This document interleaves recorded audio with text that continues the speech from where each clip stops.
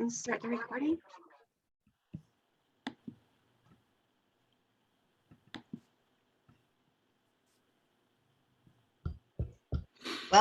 Welcome, family. Welcome to our global family. My name is Andrea, and I'm coming to you live and cold here in New York. So I invite each of you to go ahead and tell me where you're joining us from. I see Janet. Hi, Janet. Welcome. Hello, Hi, Chris. I know Chris is in New York. Hello, Chris. I know you're feeling the cold up there. Albert's in Toronto. Well, hello there. Welcome. Thank you. I see Linda's in Scottsdale, Arizona. Albert, where are you calling from? Toronto. Toronto. So is it snowy and cold there? Very deep, minus 21 degrees and snow above your head. How's that? That's pretty deep in snow. No, We're so glad that you're snuggled up with us today and joining us. Is this your Thank first you. time? Yes. This is your first time as being here? Oh no, many, many times. I'm the silent guy. I just sit and listen. Well, we're glad you're not sitting and listening today. We love seeing your face, and Thank you. your face looks very warm from here. So thank you for saying hello. Thank you. I see Roma Rishi is joining us from California. And I have just lost my feed. Okay. I hope you can hear me. Or Yes. Susan and Joseph from Washington. Stephanie from Canada. Welcome, Stephanie. We have Grant from Lafayette, Louisiana. I hope you're experiencing warmer temperatures than we are here. It's pretty cold here. It's down into the 20s tonight. Oh, wow. My goodness. I wasn't aware it gets that cold down there. No, in uninsulated homes, so it's a whole different deal. Yes, of course. Well, So how many of you guys are experiencing snow right now? I have got a lot of snow on the ground. Ooh, a lot of you guys.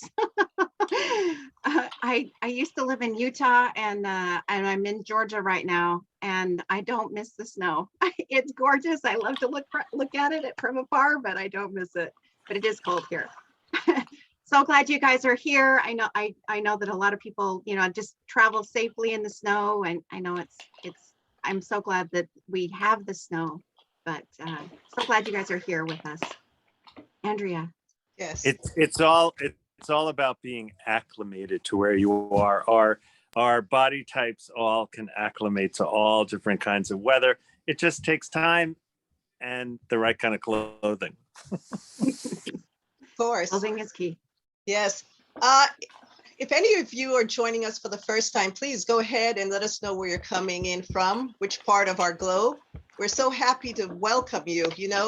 We're each a representation of that oneness. And today is one of my favorite artists' birthday. Bob Marley, he has that incredible song, One Love. Let's get together and feel all right. So thank you for joining us in this wonderful space of global unity and family. And welcome once again. So Andrea, if you don't mind, it looks like Sivan is on the call. Sivan, are you still in India? Yes, still here in India, still at the Eye Shakti clinic in Bombay, being well looked after. Wonderful. Well, are you feeling okay? Yes, feeling great, no symptoms at all, even though the PCR came positive for COVID. So I'm following all the guidelines, isolating in the room, following the diet, having the extra herbs, doing the home remedies, doing the immunity murmur as well. So, and obviously joining in on the call here. I joined in the call a couple of days ago for the 28-day Mung Detox call just to support Dr. Hemang, Dr. Ram, etc. That was a good experience as well. So yeah, so overall, all good. Ah, so good. I'm so glad that you're there. So glad that you joined us. I'm glad that your camera's on today. It's awesome to see your face. So thank you so much for coming, you guys. the purpose of this call is that we discuss the principles and teachings of this book, Ancient Secrets of a Master Healer. And it's just so great to be able to come together, you know, when we're joining together, making changes in our life and truly choosing love to be our guide. It's nice to have a community to be able to support us as we're making these changes. So thank you for being here. Go ahead, Andrea, you were saying. One love. Yes, many of you may be familiar with Bob Marley. He has that song, One Love. Let's get together and feel all right, you know. And that's what this community represents. And that's what keeps me coming back each and every week. And many of you have expressed that same thing. That's why you come back. And we just want to let you know we love you and we enjoy seeing you each and every Sunday and every other day that we hold these events. So thank you for bringing your representation of how you express your love, because we're all part of this one love, one heart. Rest in power, Bob Marley. Thank you. So I think at this point, we will invite Dr. Clint to join us, you know, another representation of that one love. Oh, thank you. Thank you, Andrea. As I'm looking at everyone's faces, talk about love. Oh man, I love you. It's so beautiful to see that you're here. Andrea was talking about one love, you know, and how we're all connected. And I just, even the very first lines of the book, I feel it every time we're on these calls, that you're not reading these words by accident. You're not on this call by accident. You and I are connected, and I believe you were led to this book or this call at this point in time for a specific reason. Wow, my heart's beating fast as I say that, you know, but just we're so connected, you know, and it's like no part of the puzzle is more important than another part of the puzzle. So just imagine that anyone, raise your hand if you've ever put together a puzzle before. So, you know, like one of those, we have all the pieces. Yeah. So is one part more important than other parts? No, they're all important. And sometimes with the puzzle pieces, first of all, I want to acknowledge anyone who's here for the first time. If you're on this call for the first time, something guided your heart here, you're so welcome. And your part of the puzzle is as important as anyone else that you see here. Right under that, the quote says, you know, love is one of the most powerful forces in you. Never underestimate what it can do. And today's call is really about that, about letting yourself be loved, letting yourself be guided by love. And what are the divine synchronicities that happen in that space? And so many divine synchronicities led you to here. For you, your unique piece of the puzzle to come in. And I left the call early last Sunday because I was attending the graveside service for Nick. And it was really so beautiful and so powerful. And afterwards, I had a chance to hear the rest of the call. And I was so inspired by you. So powerful, the way in which you were so courageously and vulnerably opening your heart and your soul to the whatever wanted to be seen, you know, because the puzzle piece that's you is all of you. You know, it's the parts of you that have miracles and challenges and is beautiful, and the parts that stink, you know. And as we were driving to the funeral service, as we were driving to the graveside service, you know, me and Joey was in the car, and also Poonam, and Joey was just, I was asking him, I said, Joey, you know, sometimes in your life you've struggled. Life has been tough, you know, and how did you make it through that? And what are you doing now? And as he was talking about why he chooses life. And one of the main reasons he said he chooses life right now, he's like, I'm really curious what's going to happen next, you know? And here we are on this planet all together as one. There is no us versus them. There's just an us. And probably in the most exciting time we've ever lived. And at a point in time where your gift matters so much. And one of the things that I love about last week's call was Elio so courageously coming into a space and sharing. It's almost like he's a puzzle piece, like all of us are. And he's like, where do I fit exactly? And something's troubling me. And I need to speak this thing. Actually, Cornelia, I know you've shared with me several times just what you saw in that space. And I just invite you to share what was the divine synchronicity of that for you that you witnessed? Well, first of all, what I noticed, as you just mentioned, then after that, after Elio spoke, and it allowed so many people to open up, and they spoke maybe for the very first time, and it allowed them to go to a place that they hadn't allowed themselves to speak about, definitely not publicly. And it was as if a gate had been opened. And it was so beautiful to watch. And I could see the healing happening when everyone was sharing, because it was really like a build up. So everyone who shared had profound things to say, and they came from a heart space that I've been nearly on every call since we started them nearly 2 years ago. And I felt this was one of the calls where really everyone was sharing from such deep place of love, but also from really speaking from their heart and letting themselves be vulnerable. And it was so amazing. And Elio really triggered that by the way he expressed himself. It made everyone allow themselves to do the same. And it was just so amazing. And sometimes when things are uncomfortable, we don't know how to react with that. And I particularly also liked how you stayed with Elio and let him speak, and finding out what was really underneath this, what he said at the beginning, and how you got him to really go there where he needed to go at that point. And it just allowed this whole powerful call to unfold. And it was amazing to see that. Yeah, so beautiful. So thank you for that, Elio, and thank you for that, Dr. Clint, for showing us how to even be with someone that is, in a sense, suffering, and how to stay with them to really let them speak and let them express themselves. It was such a great lesson. Yeah, and I've learned so much. I had a couple, talked to Elio, I don't know, Elio probably for a couple hours this week, and learned so much from him. So much that I think will make my life better, make the community better. And, we're doing something we've never seen done before. This is not a business. It's not a religion. It's a school of thought in which we're entering with our hearts. It can help anyone. In this space, we're dancing a dance in the dark.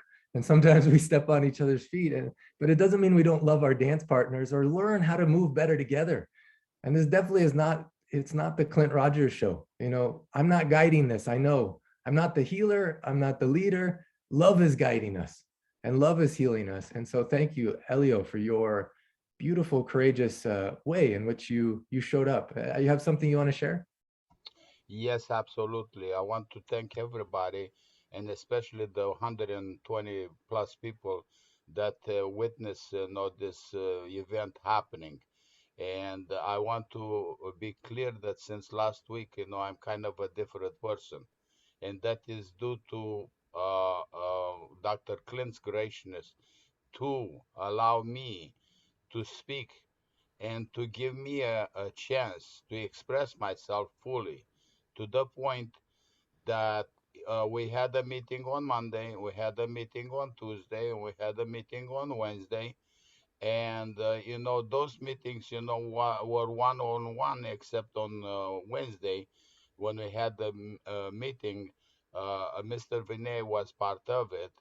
And to make things upfront and clear is that at that point, Dr. Clint had to leave, and he left me, to talk to Dr. Vinay, to Mr. Vinay, and said to him directly, says, "What? Talk to Elio, and whatever question he is asking, answer him clearly." And right back, and I had a conversation with Mr. Vinay for an hour and a half. At which point, I realized that the information that I was guiding myself with was false. And I'm going to apologize to Dr. Clint for the brutal manner, that I approached the situation on Sunday, as opposed to the true human love that he is and he represents to all of us. So I have tried to contact him, but this is the better way to just make it. If I dish it out, I can take responsibility for my side of it. So everything is absolutely a dream, between me and him. And I thank you all for letting your heart out and speaking the truth from your heart, because as that part of the call started, I'm telling you, this is exactly what I saw. He says, does anybody else wants to speak? And it was a whole bunch of people, and sincerely, my words in my head came. I said, here comes the mob to take my head off. And then, the first person talk, and I'm like, wow. And then by the fifth person, the tone of the thing, so changed so completely that out of 126 people that they were on the call originally, I'm watching at the 2-hour mark, 100 people were still there. And by the time we finished the call, the 89 people, it was 2 hours and 40 minutes. 89 people were still there. And I'm like, wow, I have goosebumps all over my body. I'm like, this is amazing. What I started and what it went, and what happened. It was an amazing thing. And I have learned a lot directly from Dr. Clint, for Mr. Vinay, and I'm learning a lot all the time, just paying close attention to all of you when you speak, because you speak, and you're thinking, man, I'm saying what I have to say. But the fact is, that one of us, is getting a home run, and all of a sudden it's like, wow, I didn't know this is like that. And it opens up, a window that you have never seen, you never heard of, you never felt it. And now, you have an opportunity to work on something, that you never thought about it, or you didn't even know how to start. It was a beautiful, beautiful experience. And I'm so grateful that moment in time happened.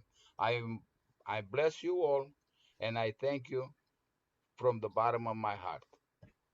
Well, Elio, I want to thank you for having the courage to once again speak up. As I said, you always speak up, because you triggered me last week to express a level of vulnerability that I didn't plan on showing. I spoke about my brain injury, and that I hadn't told my family. So that meant I wasn't ready to have this discussion with anyone, not on on that level. So once I started sharing, then it forced me to have to then talk to my family, to share, to be transparent, to come forward, and to let them know. And I also asked their forgiveness, because I was a bit judgmental. I said it would be gossip to them. How crazy of me to say such a thing. What I should have said is, I didn't want them to worry about me. I didn't want to give them something else to worry about. I would do my best to take care of it on really my way of doing it. So thank you, because you forced me to have this conversation. And trust me, it was difficult to watch you and Dr. Clint. My heart ached as I observed that. And so thank you, Elio, for being your authentic self, because you are helping me to be a better version of myself. Yeah, beautiful. Thank you. So beautiful. I have so much to say, but Aaron and Heidi, I see you raising their hand. Hey guys, I just wanted to share something about this whole experience too. We were watching it unfold last week, and each of us, Heidi and I, each kind of had our own opinions and judgments of what was happening about Elio, about you, Clint, about whatever it was, just watching this experience unfold. And parts of it felt uncomfortable and parts of it felt profound. And part of the time we got angry and had all these different experiences about it. And so just to speak very authentically about it, for me, watching, I was feeling, Elio, when you were sharing about it, just thought, man, not the time, not the place, this, and Clinton, all this. But just holding the space, kind of following the lead of you leading with love. And then when Elio, it came out, we hadn't a lot of direct experience. I shared about my arrhythmia wasn't, I'm not seeing the experience I have. And something for me was like, oh, it's like recognizing so often when we share and speak out, when there's things that are maybe a frustration or anger that is coming from maybe our own pain. And it was such a beautiful thing to be able to take, and maybe another, whether it's intentional or not, the subtext of it, to see that. And how often in our lives do we deal with other people out in the world outside of this amazing container who treat us or share with us in ways that maybe we would not choose or prefer? And if we could take the stance of recognizing that any type of frustration that is expressed by anyone towards us, like we know one of the agreements is not take it personally, but beyond not taking it personally, that it's going to be coming from somebody's pain and somebody's fear. And I heard this real profound teaching once, that basically everything that is spoken is either an expression of love or a request for love. And I think, Clint, you did a tremendous job of showing us that. And if we can recognize that within our own world, I feel like this group that we're in here is like a training ground.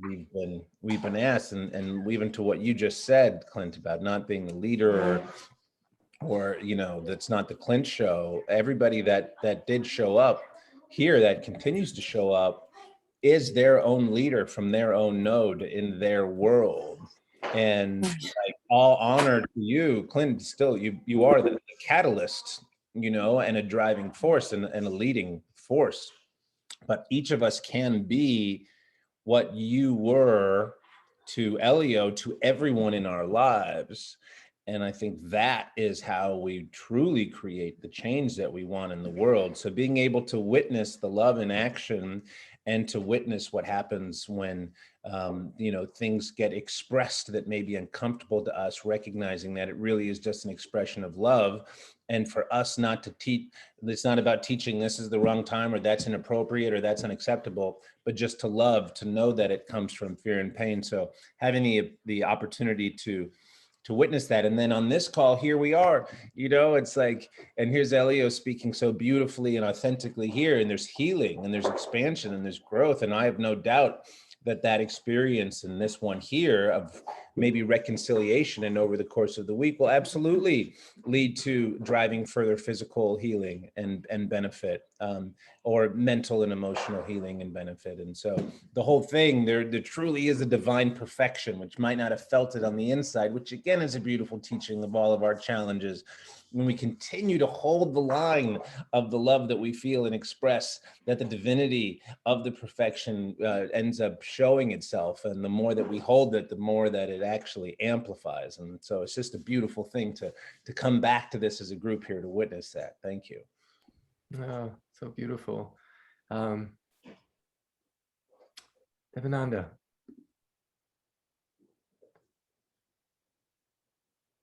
Hi, I just want to thank you also. It was hard for me, that call, but it taught me a lot. I also think Clint was a catalyst for us to implement the love in our lives. And I want to thank you, Andrea, for bringing up what you said about yourself and about music, because music has shown me this morning, all that we're talking about here, Graziella, my wife, showed me that song from Jason Mraz, Gratitude. Hmm. And it thanks for all the things in the past that has happened that made us, going.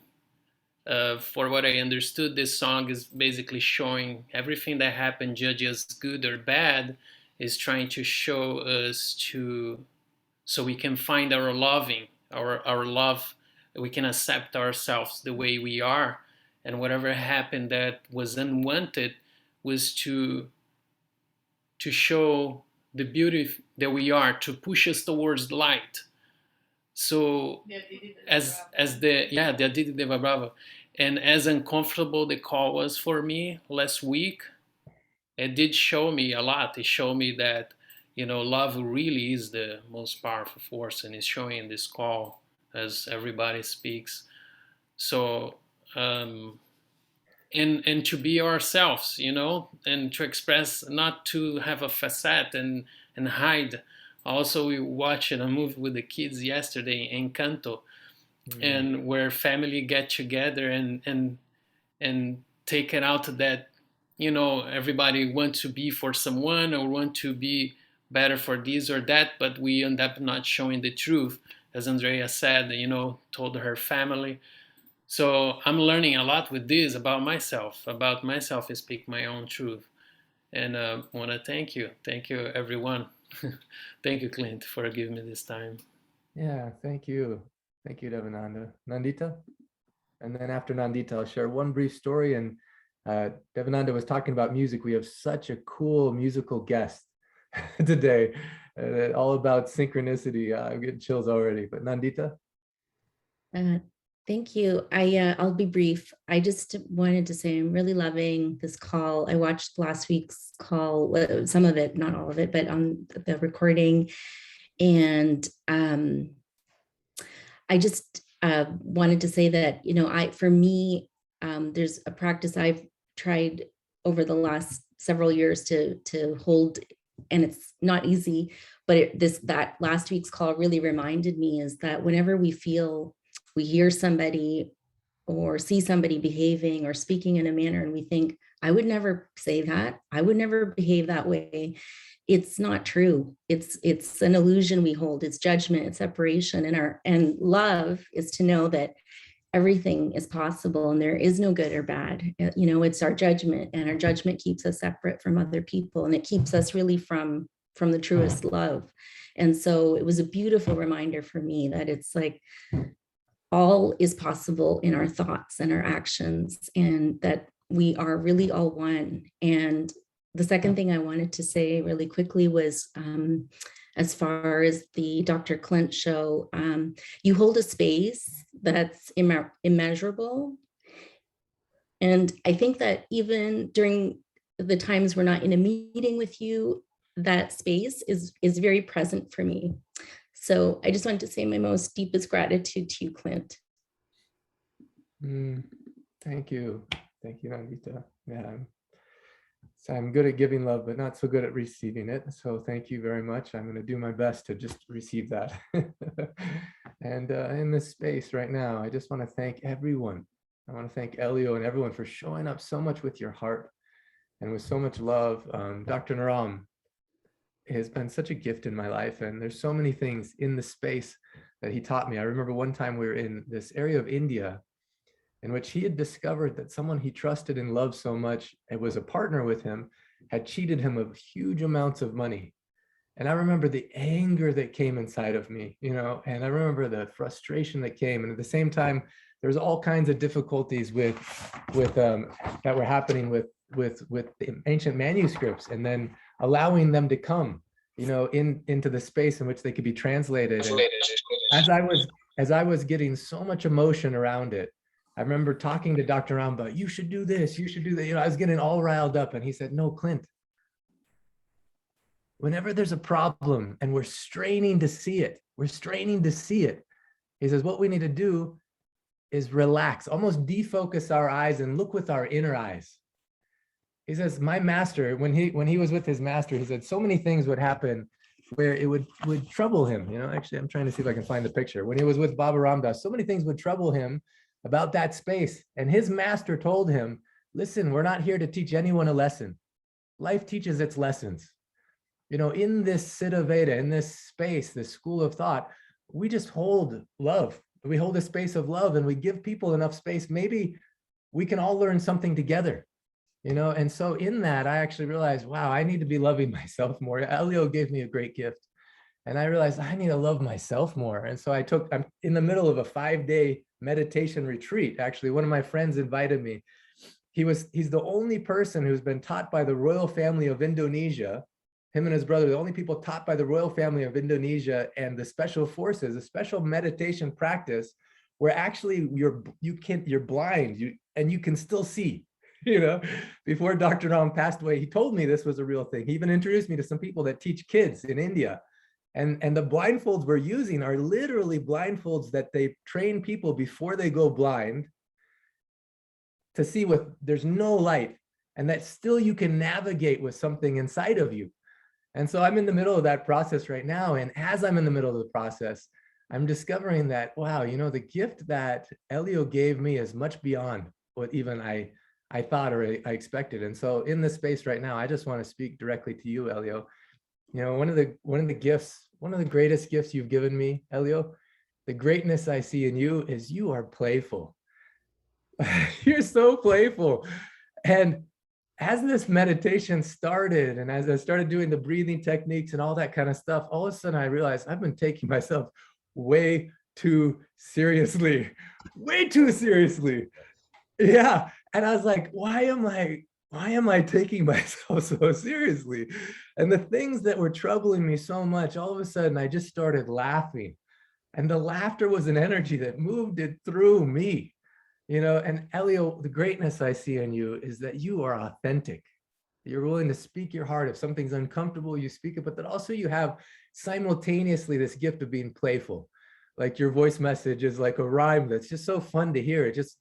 I see the kid in you. And I love you, Elio. I love you and I'm with you. So in honor of Elio and everyone who shared on the call last week, we're going to do it a little differently. We're going to rub our hands, but instead of going like this, I want you to go like this, and I want you to love all of you. Okay, Elio, we can do this together with everyone. Okay. Okay, so we put our hands together like this. And when you say it to yourself. I love you and I'm with you.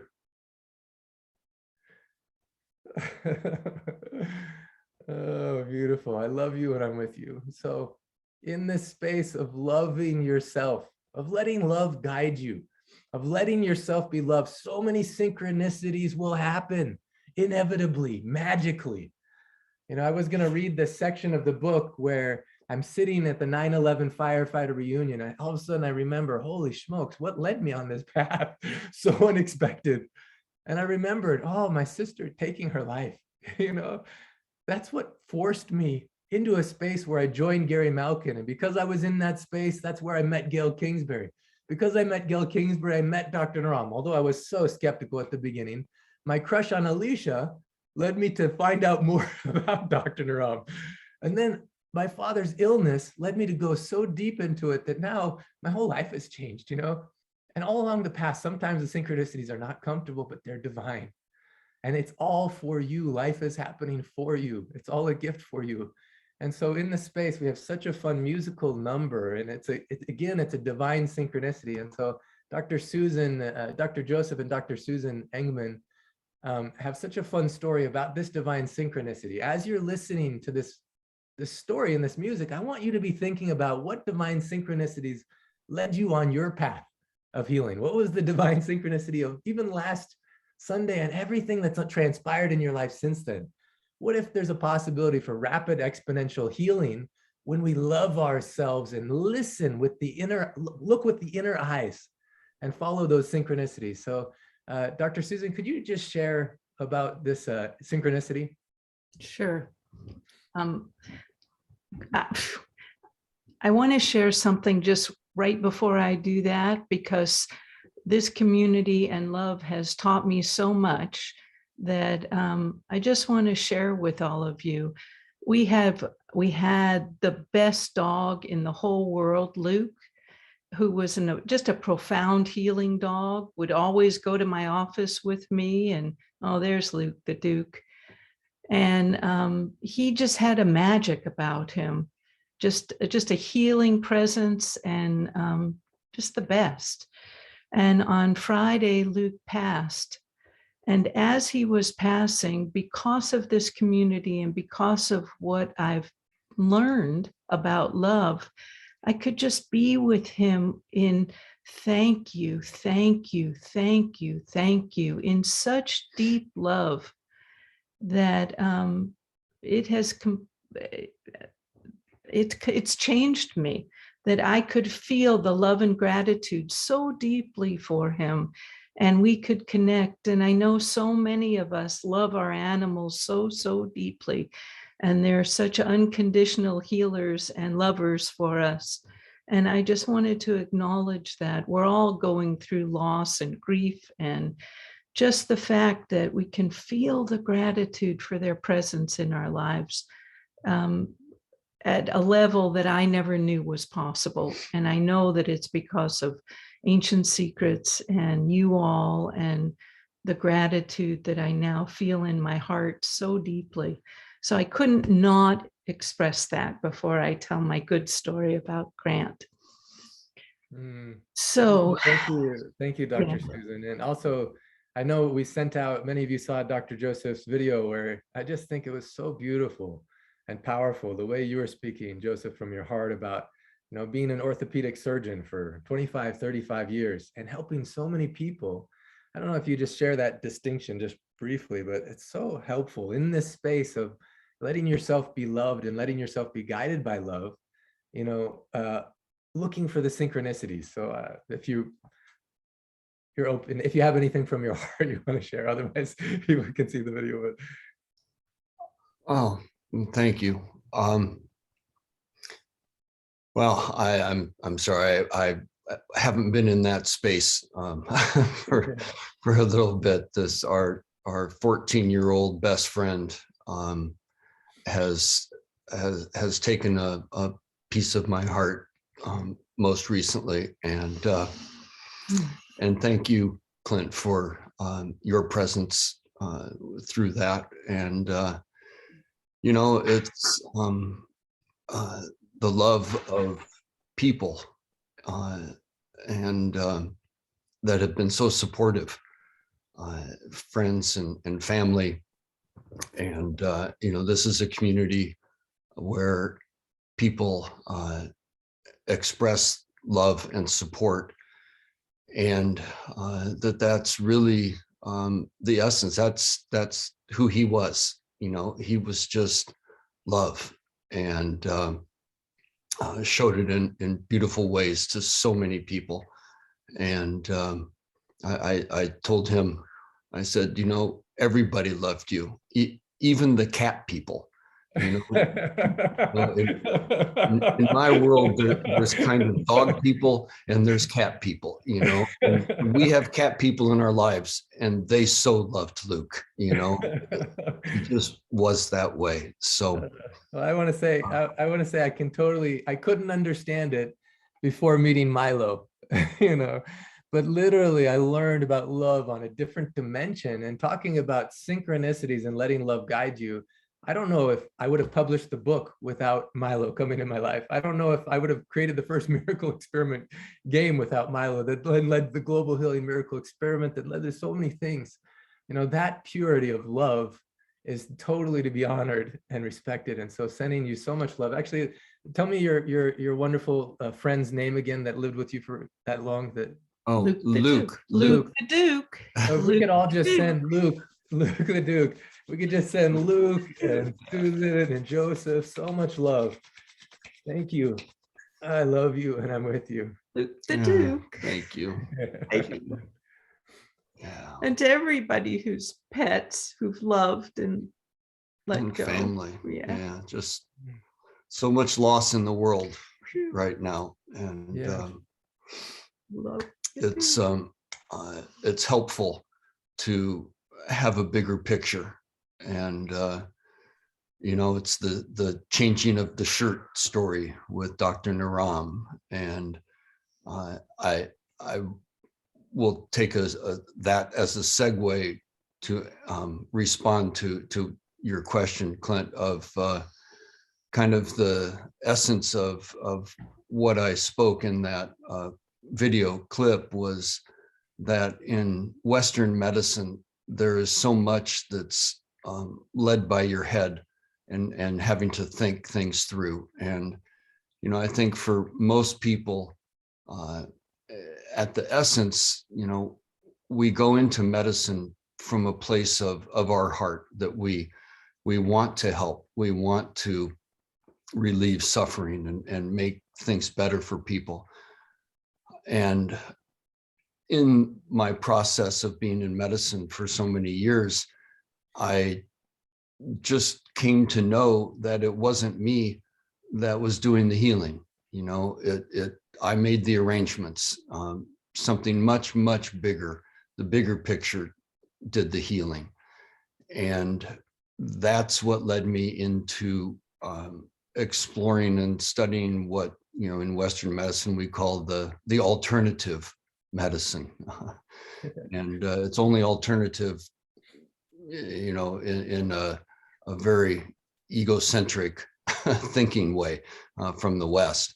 But the ancient secrets world is about coming from your heart, and that's where the healing is. That's where hope is. It's where magic is. It's where miracles are. It's where everything is and comes from. And you know, getting that bigger picture has been helpful for us and for me around the loss of Luke, and the concept we've talked about of you know, he can do more from the other side.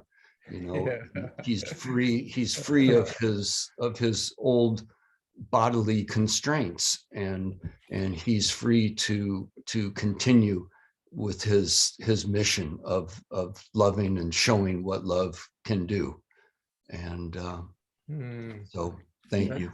So beautiful. Right before you shared, Dr. Susan, about Grant, you know, one of the ways in which Dr. Ram helped when we saw we were coordinating a course at the German university, at a university in Germany, for brilliant doctors from around the world. And when they came, there's so much knowing, but also so much inside our hearts that sometimes we need to let go of. You know, like I want to honor Elio again for how he was able to reposition what was in my heart and what serves and what can I let go of. And for me, I've had to do that so many times, you know. And in the space of this German university, one of the first things Dr. Ram did, he's like, you know, before I can teach you the ancient secrets, we have to move from our head to our heart. And for that, we have to let go of some things. And he took us through an ancient process for letting go. And actually on this upcoming Saturday, for those who are in the 3-year practitioner training and for those interested in the 1-year immersion and who have applied and said that they want to participate, I'm going to actually walk them through that never before released video where Dr. Ram walked the doctors through this process of how do you let go of the past, things that no longer serve us, so that way we can move towards the future. And I'm so excited because if we do it in this community, man, what's possible individually and collectively?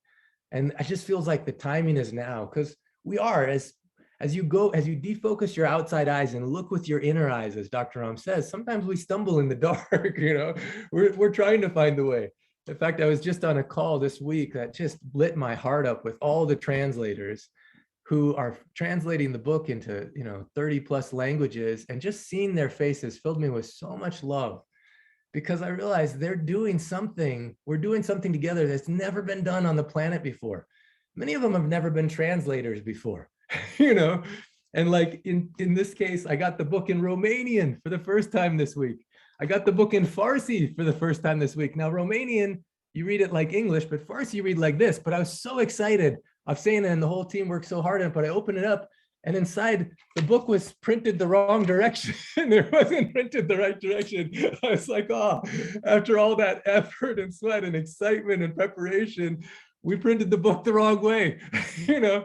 And then I just had to laugh because again, what Elliot was teaching me is we're kids and we're doing something we've never seen done before. So why not be gentle? We're playing a game, and so if we make mistakes, we can improve. And in that space, we can learn how to love ourselves more, and follow those synchronicities, and allow Aditi Devo Baba moments. And what such a beautiful synchronicity led to this meeting with Grant, Dr. Susan. You could share, and then Grant, thank you for being on today. Hi, Grant. Nice to see you. Hi, So, Susan. Nice to see you too. yeah, thanks. So Grant and I were on a phone call together, and we were talking about diet, and he'd made some great changes, and we're doing some wonderful things for himself. And it so resonated with me about the ancient secrets. And so I said to him, hey, Grant, I've got something I really want to turn you on to. There's a book, Ancient Secrets of a Master Healer. And I think that, what you're talking about, what you're going through would really be supported by this Dr. Naram. And I really want you to know it. And he said, wait a minute. And he got up and he went into the other room, and he brought back the book, and he held it up, and he said, my friend from Boulder, Colorado just sent this to me, and I have it in my shelf.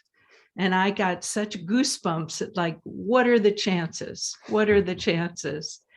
And so it was just one of these divine synchronicities. And then because Grant is just this world-class, amazing harmonica teacher and performer, and his new, I guess it's not a record, I'm dating myself, is just #1 on the blues charts. I mean, he's such a profound human being with such a golden heart.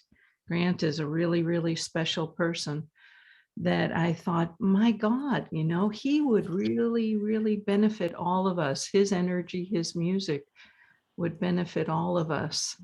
And so asked him if, would it be possible? And so from then he and Clint connected, and we get to be graced by his energy and his beautiful heart. So thanks, Grant. Thank you, Susan. I'm going to tell how we met, if that's all right with you. I know that you didn't want to do that, but I'm going to do that if that's okay. That's okay. Okay. Well, I'm glad to be here. And, the spiritual, we're talking a lot about spiritual paths and how they morph and change, and the synchronicity of all of that. And my spiritual path started when I stopped drinking.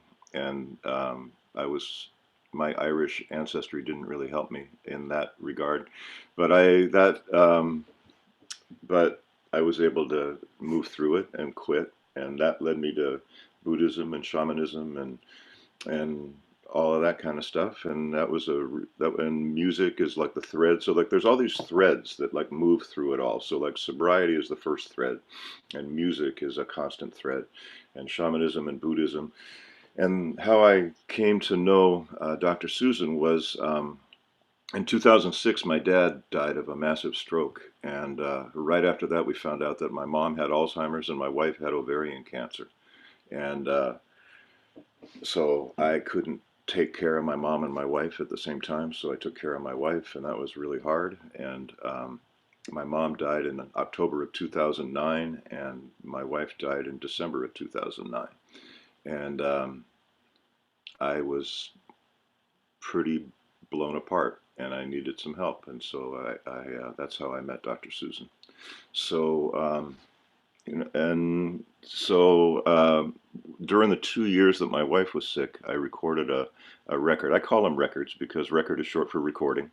And and so I wrote this tune called Lay Down My Burden. And that's kind of, one way I found to kind of move through grief. And then I'm going to play that for you, and then I'm going to play a tune that I got from I'm from Seattle. I'm living in Louisiana right now, but my favorite park in Seattle is Seward Park, and there's a gorgeous Douglas fir tree there that I go visit every time I go there. And I got a song from that tree called The Tree of Life, that I called The Tree of Life. So, and just kind of a side thing too, when I was doing that recording during the 2 years that my wife was sick, she actually sang with me on one of on one of the songs. And that would have scared her beyond words at a different time. But she figured, you know, if I can deal with cancer, I can deal with singing into a microphone. And she sang beautifully. Um, so that's what I'm going to share with you today. The first one's called "Lay Down My Burden."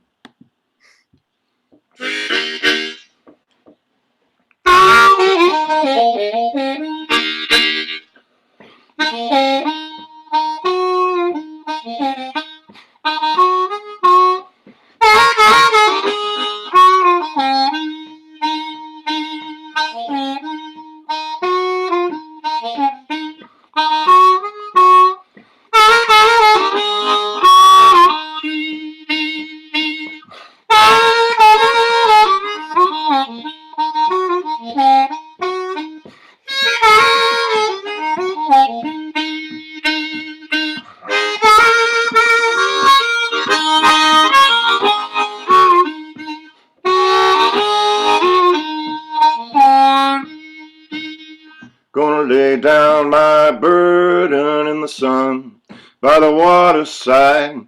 It's been such a long wind blowing cold. They say every morning brings about a changing tide. I don't believe everything I've been told. Bad breaks, no mistakes, must be coming from another time. Who do I see to pay this debt I owe? Feeling good, knock on wood, world of worry laying on my mind. Don't say that's the way these things go.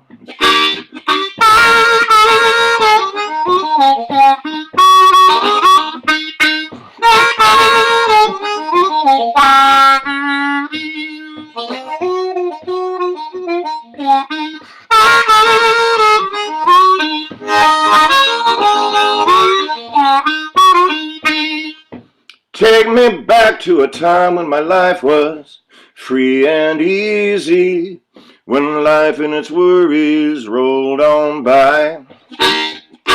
I'm missing that time when it didn't take much to please me. Everyone I loved was still alive. Gonna lay down my burden in the sun by the waterside. It's been such a long wind blowing cold. They say every morning brings about a change in tide. I don't believe everything I've been told.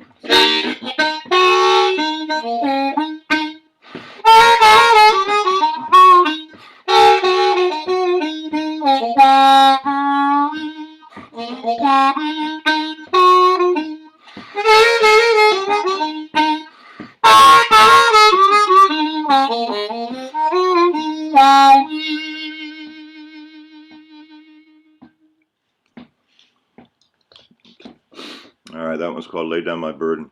And yeah. so that was written in 2009, something like that. And then this next one, I was doing a record called, and it was time to do another record, and I was looking Brad, around for. I need to stop you for a second because that was incredible. And it had some very, very profound words. And I could see, I've seen the people in the community there, some of them have tears. Some of them are just right there with you celebrating. You know, this is something to be really cherished. It's a beautiful gift that you have. So thank you. No, thank you very much. Thank you. You know, I think the thing about music is that it can help you go through whatever it is that you're going through. And one part of my musical path has been when I was trying to express something that was inside of me, and I was looking around to see what kind of songs people had that did it, and I couldn't find anything. So I ended up writing my own songs, and that's how that worked out. So so this tune is. I also want to say thank you, Grant. I was watching everyone's faces as you were playing and just felt the magic of it. You know, like sometimes our eyes don't do justice to our inner eyes. Sometimes language, our words don't do justice, that music is a language that we can really feel and it moves things in us. And in the space of, we're talking about grief, actually, one of the very first things in that's coming up, I've asked Gary Malkin, who's a 7-time Emmy Award-winning composer, producer. He created something called Graceful Passages, which is helping us deal with the moment between this life and the next. As humans, sometimes we're not very good at it. And he agreed to do a full 3-hour session for us, especially those who are in the 1-year program, on helping assimilate that grief and move past it. And so in this space, as you're playing the music, Grant, you're reaching a part of us that's so beautiful. And I just want to thank you. I'm going to turn the rest of the call over to Jaina to guide. I just want to say I love you. I'm with you, everyone. So grateful for you. Thank you. Thank you, Dr. Thank Flint. you. Yes, Grant, we'd love to hear your next piece. Okay. So this is like just a short little medley. The first piece is called Crossing Over, and I wrote this on the 1-year anniversary when my wife passed, and I was putting roses in the water where we put her ashes the year before, and I could feel her standing right next to me. And it kind of is what I was envisioning is when somebody crosses over and leaves their body and is kind of in a place of wonder and not sure and what's going on, and so that's where that came from. And then the tree of life in the Norse shamanic tradition is the world tree. It's connected to all trees, and it's got a ton of power, and so that's where that came from. So crossing over into tree of life.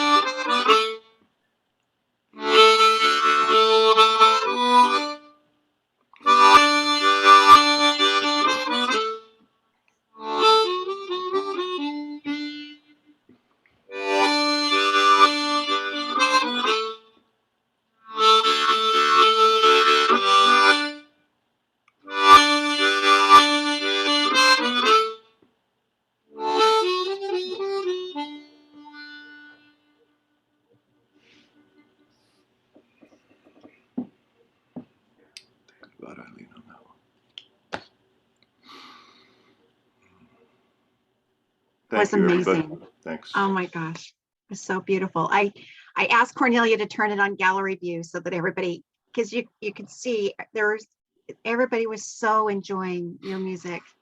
Grant, it was beautiful. Thank you so much. I can see why your music is #1 in its class. It's beautiful. Thank you very much.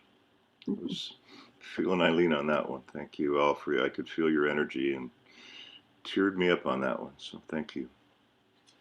Well, thank you for sharing such a personal piece of you with us. It's beautiful. Thank you.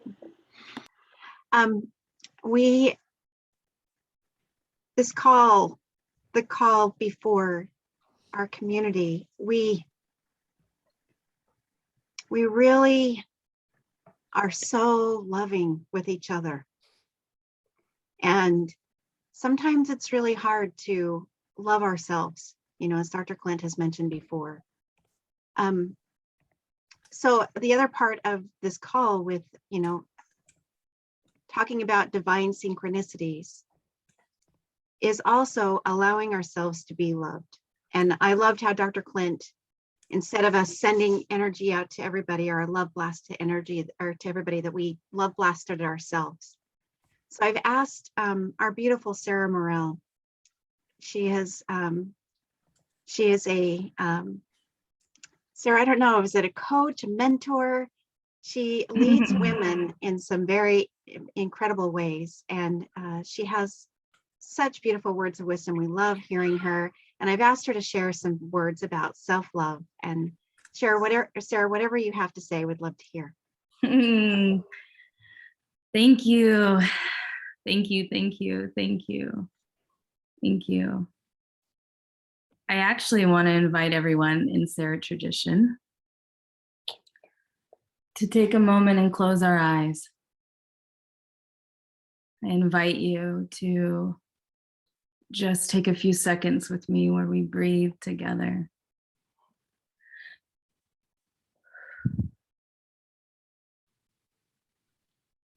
And as we feel our oneness, the love that connects us all, we feel our own hearts. And just like Clint had mentioned, telling ourselves that we love ourselves. I always like to use my name, and just in silence with my eyes closed, I tell myself I love myself. And then I visualize that little girl who I was as a child. How do you want to treat her? How would you treat your inner child? What kind of unconditional love would you show to that child? And just remember that is who you are today. That child is what weaves us all together in our magic. That she and he has never left us. And in fact, when we lead from our childlike selves, we are leading like God. And that pure innocence, quick to forgive, quick to find amusement, quick to laugh and play, dance and sing no matter who's listening. And just finding that inner center of us that is God, that is childlike, and seeing ourselves through those eyes of forgiveness and love. And just invite you to take one more deep breath, knowing how much I already love you. And then this last breath, I just say, and I hope you say with me, thank you. Thank you for being here. Thank you for breath. Thank you, God, for this life.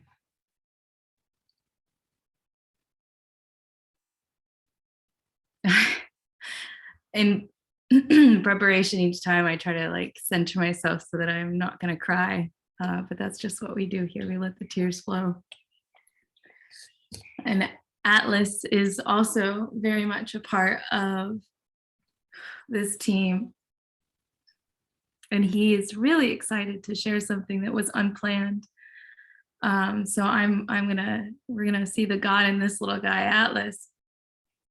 He wants to share something because of something that Joseph and Susan were sharing that's near and dear to our heart. What would you like to share? You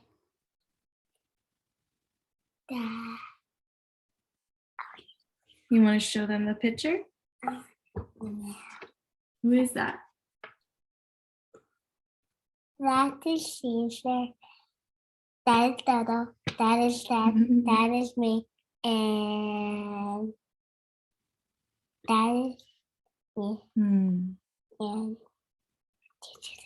And yeah, what about Caesar? He died. Yeah, we had a doggy named Caesar. And his favorite song was Who Let the Dogs? And he loved to sing, and he loved to dance, and he loved to swim underwater with us. And we too said goodbye to Caesar, oh dear, about 2 years ago, and we had him for 17 years. Dog spelled backwards is? God. Yeah. Oh. Unconditional love. What a beautiful story you blessed us with today, Joseph and Susan, that reminder that it's always there for us in our very time-centered experiences with whether we're a mom and our children or our pets, that it's only for a short period and to really be present. And I want to get another puppy. Yes, we know. Many of you, Jerem especially, knows in the group, he's been trying for another puppy. So I would love to take a few minutes with you guys and share with you a short bit about my journey, what got me here, and hopefully some nuggets that'll help you to find nuggets, golden nuggets that'll help you find self-love. Golden nuggets. Yeah, in your journey. Chicken nuggets. Chicken nuggets. This is one of my best ways to actually stay in the center and the essence of love, is really to be a big kid. But I think it's important that I share first with you guys. He is the funniest kid in the world. Yeah, he is the funniest kid. I call him my Jim Carrey in the making. Yeah, he's actually met Clint, and that's where my journey is going to start with you guys right now. Just about a year ago.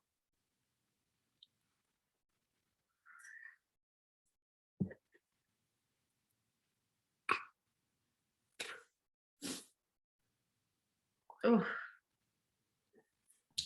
We are with you here. Thank you. I actually was fortunate enough to have an appointment with Dr. Naram before he passed. And as some of you may have experienced, that, one call. I should have worn waterproof. He healed something that doctors couldn't heal. For years, I had struggled with this ear issue. And so within one call, all of a sudden, within a month, I took these herbs and I never had it again. Of course, I naturally became obsessed, but it wasn't until 2 years later, after being a part of these calls and Clint just so devoted to helping, never asking anything. I got to have a pulse clinic, Atlas and I did. And thank you, Carol Ray, for sharing that experience so that Atlas could have it with Clint. And at the time when he read my pulse,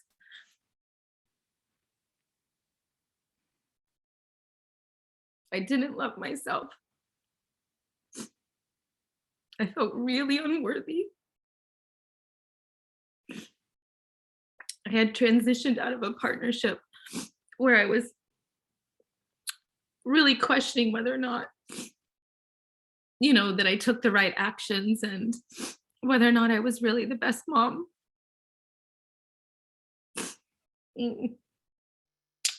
And Clint, Clint, obviously when you get your pulse read, they see right in. They know what's going on. And, he held such unconditional love and deep, deep listening for me and for Atlas. And he put us both on a path a trajectory and these calls that just forever have changed our lives, and so many that I have worked with that I get to now share these secrets with. So it wasn't but a year ago where I did not love myself. And it took some really big action moves, and really having the right community is really, really important. Having these calls and having Clint's unconditional love has really what set me on this path of realizing that it's not necessarily about ourselves. Sometimes we're just in the wrong team. And before I would pick people in my team that served this unconscious truth inside, that I believed that I was unlovable. And so my team around me would reflect this belief that I had. And Clint opened the door, this group, our tribe here opened the door to show me that I was lovable. And that took a lot of everyday brave actions. And so one of my first tips to you guys to share, of course, was I was in a lot of pain when I went to Clint. I had thyroid issues. Even though I went to school for nutritional therapy and I was doing all the right things, I realized I was poisoning my body. And so the first thing I did is I really had to be in integrity with my body. I'm going to talk a lot about integrity with you guys. And integrity with my body was, what is my body really asking for me to eat and to do, to say? And so starting that journey, I started really taking the advice of the clinic, and I started to feel better. Within 30 days, my hormonal issues went away. My headaches that led me to be really tired and exhausted with my kids went away. All sorts of things that would come up. And so my energy level started to go through the roof. So much energy that I was skipping and falling asleep smiling and waking up smiling. And then I could be in integrity with my actions. Who did I really want to be in my future is how I had to take the actions now. And I couldn't do it when I was really in pain. So I was judging myself, like, why can't I be this person? Because I was hurting. So I took these, like, I basically have only eaten Hmong for 2 years. Like, I have been devoted. I do not drink. I don't have coffee. I don't have meat. I don't do dairy. So it's not necessarily an easy path. This isn't necessarily like the overnight, but that devotion led to a lot of self-love. I was in integrity with what I needed in my body. And then I was in integrity as a mom. I could be more present and more gentle and more loving, which led me to love myself more. And then I got braver, just a little bit braver every day with owning my truth. So sometimes, I don't know if you guys notice, that there's something you want to say or that question you want to ask and you don't, or you say yes when you mean no, no when you mean yes. And then you have that hangover later, that feeling. And I just want to invite you to love yourself. Love yourself like that inner child. Be the lover of you. And just invite God in all the moments to have what I call grace, gratitude, and God. And just remembering that, yes, thank you, more please, is this line that I say when we're feeling fear, to just lean into it and to remember that you are God and God is leading you through it all. To give yourself that grace as you keep showing up in your full integrity, in your truth. And you'll notice when you start speaking your word from truth and keeping your word and being in integrity with your childlike essence, that what your child is asking, if your child wants to dance, you dance. And the more that you do this, the more you start to fall in love with yourself, because you become the best lover to you. Why would you not fall in love with yourself when you choose to dance or you choose to sing? So I hope some of the story that I've shared, that within 1 year, I completely loved myself. I skip and I dance, and I'll dance when I'm in the middle of public with no one around. I sing, and as Clint has seen in person, bless his heart, I will just walk down the street singing. And guys, I don't sing that well, but I don't care. And it's given permission. When I show up in my full light and I just love me and my childlike essence and that skipping, everybody else gives permission for them to love themselves. And there was a woman on, which I think is really important for me to mention now, gosh, maybe a year ago. She's the woman who does writing. She talks about your name. If anybody knows her name, please unmute so I can quote her. Vimla Rogers. Yes. And she said something that I've done naturally since a child, that helped me to now that I teach my women, and I teach people when I share her message, is that when you come up to somebody, when we feel in our own bodies like maybe we're lacking, I want you to imagine that this person unconditionally loves you. And then as you're imagining that this person unconditionally loves you, you're also feeling unconditional love. So now you start emanating unconditional love.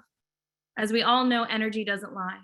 So now what's happening between you and this other person, like you guys right now feel for me, hopefully, is unconditional love. And we can't figure out, why do I feel so good around this person? Why do I feel so good in myself?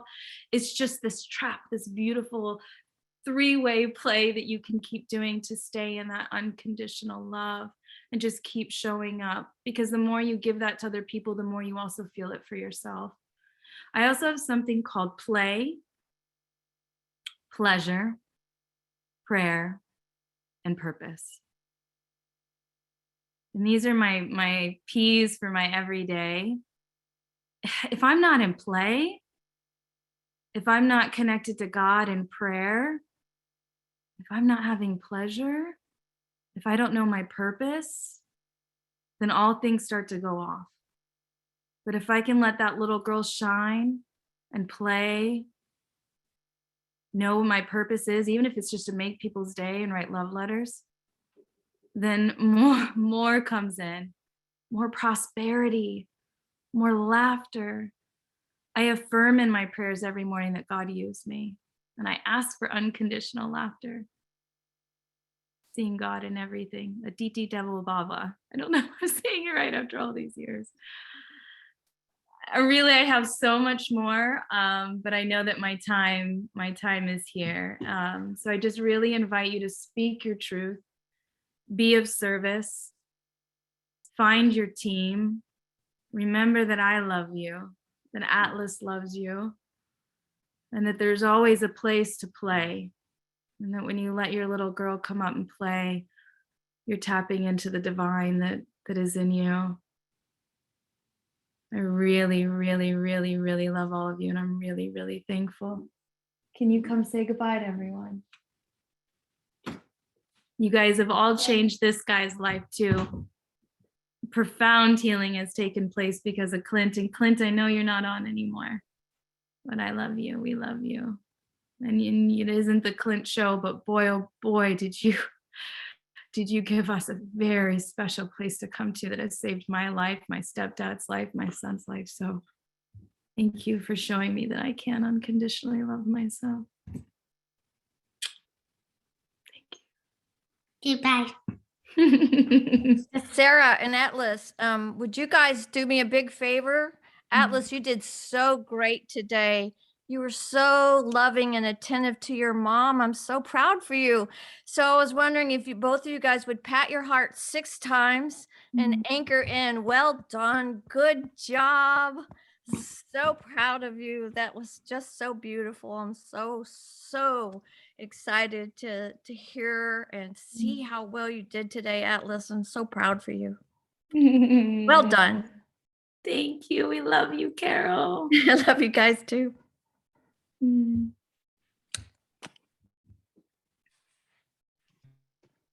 I don't have words. That was more than perfect. It's absolutely beautiful, Sarah. Thank you. Absolutely the message that we need to hear. So many of Dr. Naram's teachings are so threaded in what you've just said.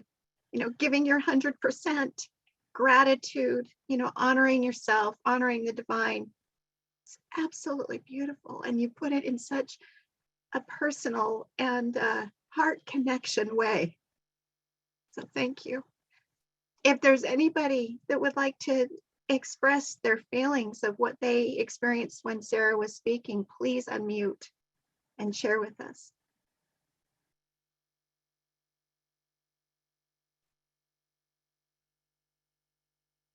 I know for me,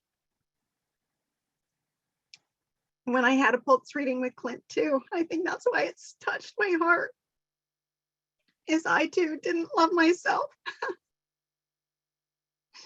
And this year has been about self-love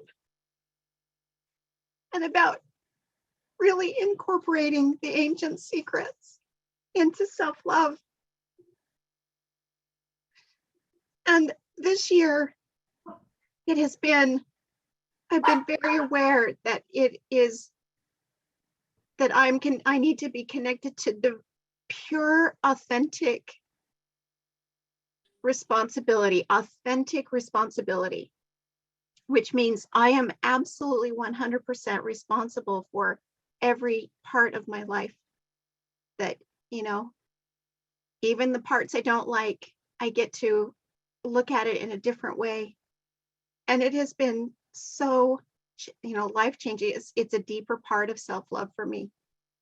But Sarah, thank you. It's just absolutely beautiful. Can I say something? Yes, please, Andy. I'm sure I'm not alone in feeling this way after that beautiful dissertation of what love is. And I think it certainly opened me up into realizing maybe some of my faults, or one of my faults is self-love, and I'm sure I'm not alone in that. And it went deep, and I'm sure there's a lot of silence out there with us all, is because I think during that discourse we were all going very deep within ourselves and struggling with who we are, what we are, and how we come out to other people and to ourselves. And I think it's to ourselves first we should be foremost doing, and that's self-love. It's funny, I'm on this call because I don't usually come out on Sundays anymore, but I came in, and there's a reason for everything, and then this was the reason for me. It's a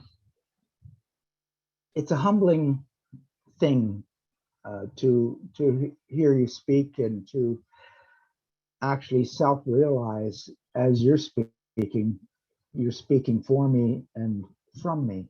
And I think a lot of us felt that, and that's why nobody was really wanting to speak up. I didn't really want to speak up, but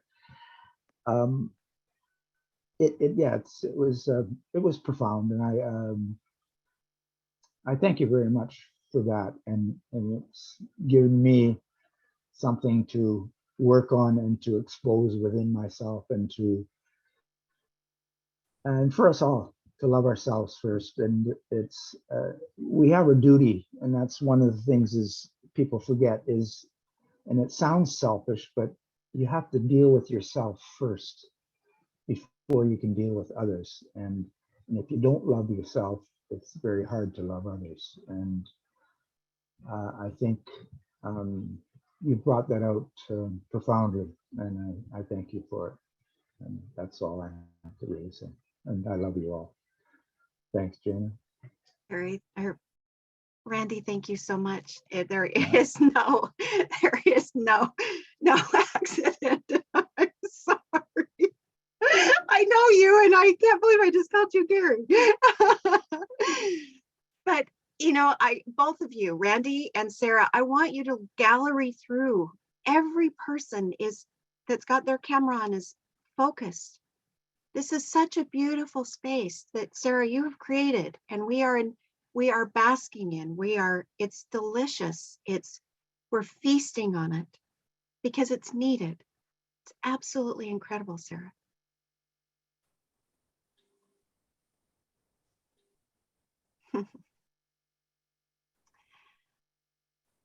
I really hate to transition, but I know that we need to, and I know that you've got a client too. So, but it's just absolutely beautiful.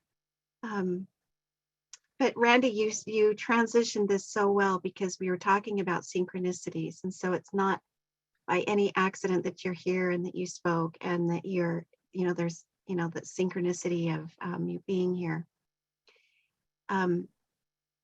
There are so many people in the community that when you apply the principles of this book, you're able to see magic and miracles in life that that you think is magical. Oh, go ahead, Sarah and Atlas, yeah, I'm gonna turn my camera off and I'm gonna listen to you guys as I head out the door. I do have a client and I love you. I love you. I love you. Thank you all for being a part of my self-love journey. Really, if you ever need a love message, I'm here, and hopefully I'll see you very soon. Thank you. We love it when you're on the call, Sarah. We love it when you and Atlas are on the calls. Thank you so much, Sarah. Appreciate it very much. And Sarah, thank you for being so eloquent. And I didn't say anything at first, but just that place of not knowing how we love and to see you just shine in a year just gives such hope. And thank you for your vulnerability. I had to get on. Thank you. Thank you, Lori. So beautiful. Thank you, Lori. Thank you.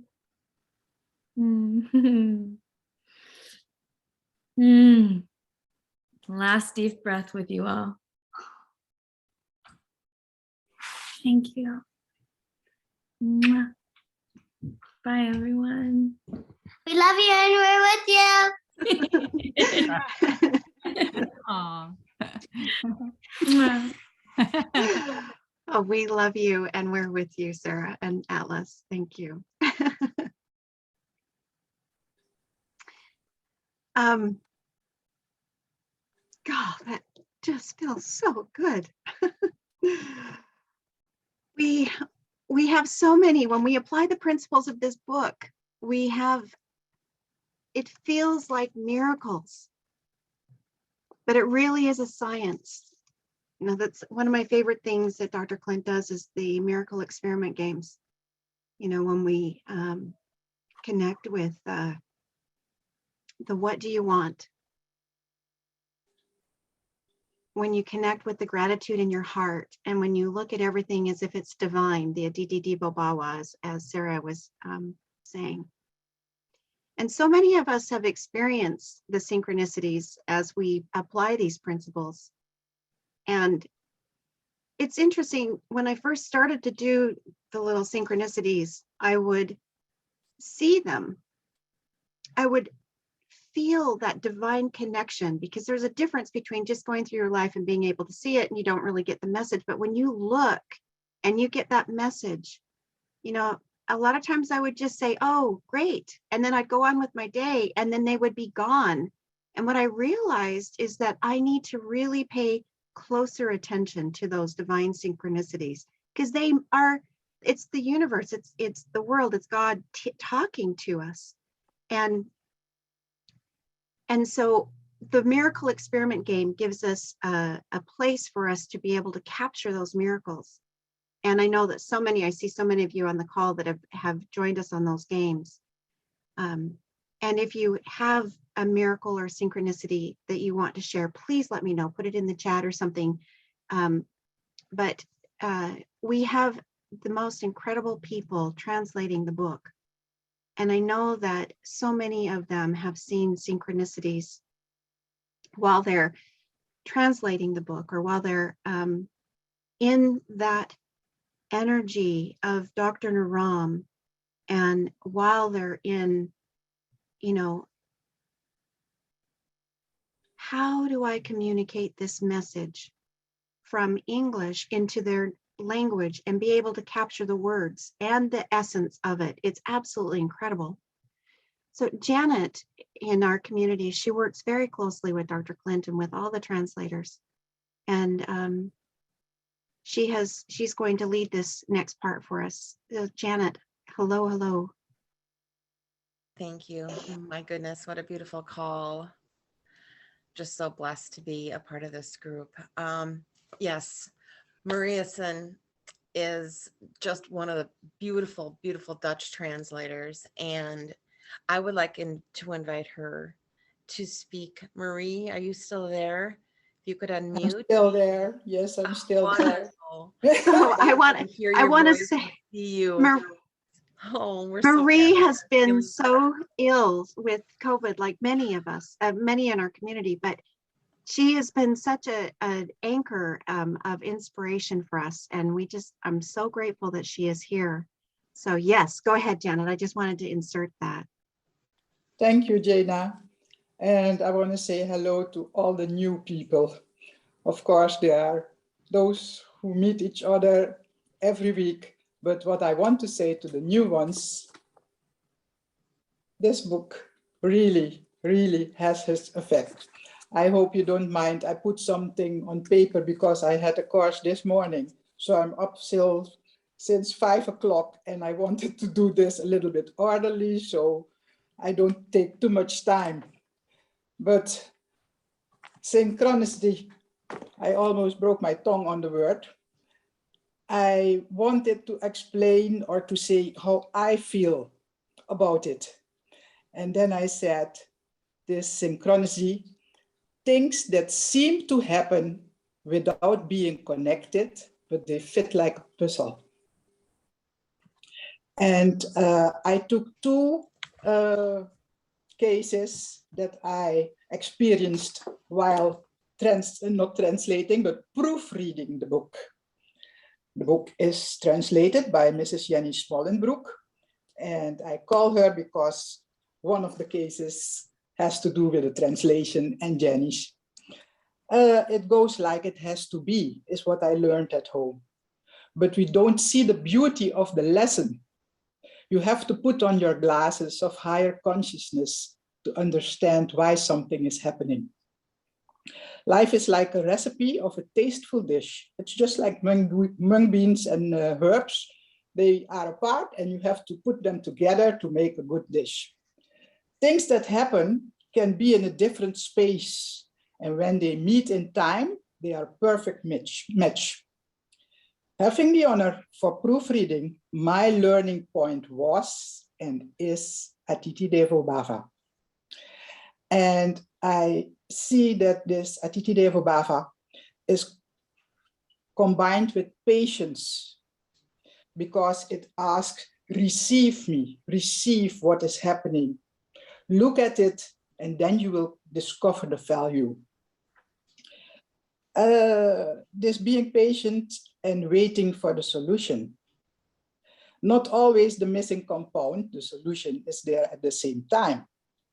In the book, we learn knowing, doing, being, and that's really related to this Atiti Devo Bhava. In my 100-day course, I had the honor to be a proofreader. And what happened is that I saw that when I make a commitment, I take myself seriously. Dr. Clint mentioned about taking himself serious. Well, I think when I make a commitment, I have to keep my words. And Mrs. Jenny Smollenbroek, we had an agreement about time. Normally, I'm a really organized person. And what happened is that all the time things happened. Why I couldn't proceed with my reading the book. Atiti Devo Bhava. You can say it, but at a certain time, you're getting nervous. But this Atiti Devo Bhava kept working. And then I had some fear of being punished or that Jenny may be angry. But what is this girl doing? She had some things to fix herself. So I had more time. And I'm not easy on myself, so I had really a hard time in wanting to do what I promised. I had the 100-day course, I had the detox, and then this, and I really was in love with the book. But like Dr. Clint always says, there is so much blessing on it. You will learn so much from it. And when you've gone through this book many times, it will be under your skin, because every word will be into you. And every character of the book, you will experience what they felt in their transition. Okay, so Jenny was friendly and she kept supporting me.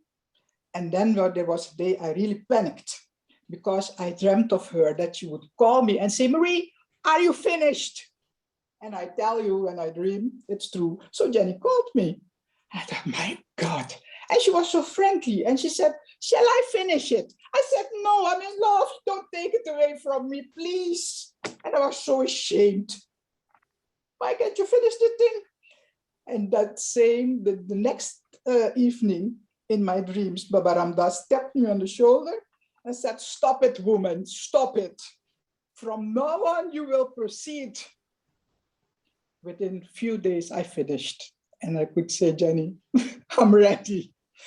But this Atiti Devo Bhava is really connected to synchronicity, because you have to accept, say, okay, welcome, welcome, look at it, and then you'll see the gift in the challenge, because I'm always patient with others, but not with myself. So I told Jenny, and I know she's on the call, now she will understand why I said to her, you learned me to be patient with myself, because she didn't put any blockage, only reactions of being patient with me. And now I understand the feeling, what it means to be patient with someone, because you give things and sometimes life gives them back to you to feel. And I want to say to the people who are new on this community, when there is need for solution, the help occurs. In this community, we have a sensitivity to know when support is needed. You can ask for help and immediately someone reacts or makes an alarm. And Jada knows I've been sick, and she called me on the right moment when I was sinking very, very, very low in energy. And Jada, I connect that to the chapter for the people who don't have the book, the chapter where Dr. Naram was at 911. Jada also made alarm in the group, and I received so much love and so much prayers. So thank you again. And in fact, most of the time I have the eyes to see the match of different moments and their connection. One of them has happened during our 100-day course. One of the gentlemen in the group reacted on something I was telling. Marie, he said in the chat, Marie, I want you to read the book and I really want you to tell me what your feelings are. I ordered the book in Dutch because I'm in the Netherlands, I speak English, but I had the book Embraced by the Light. What happened? This book came into the house and I put it on a shelf. The 24th of December, I really went down like that in energy. Christmas Day, the 25th, I was already down. I could hardly walk to the bathroom. When I come out of the bathroom, I feel, take the book, take the book. And that was in the room next to my room. Why take the book? I didn't read, I couldn't stand sound. But I took the book and put it beside me in the bed. This was also there, and I had my hand on this. Anyhow, when I got back into the bed, I thought, my God, I'm so tired. no more. And then I opened my telephone and I saw in the app that my mother's sister, the youngest one, has passed away. Okay, it's her time. Normally, I will jump into the mail or whatever and say some words that sprout from my heart. But now I was so sick. But I knew they are waiting for me. I'm not in the country. Marie will write something. I opened the book just somewhere on a page.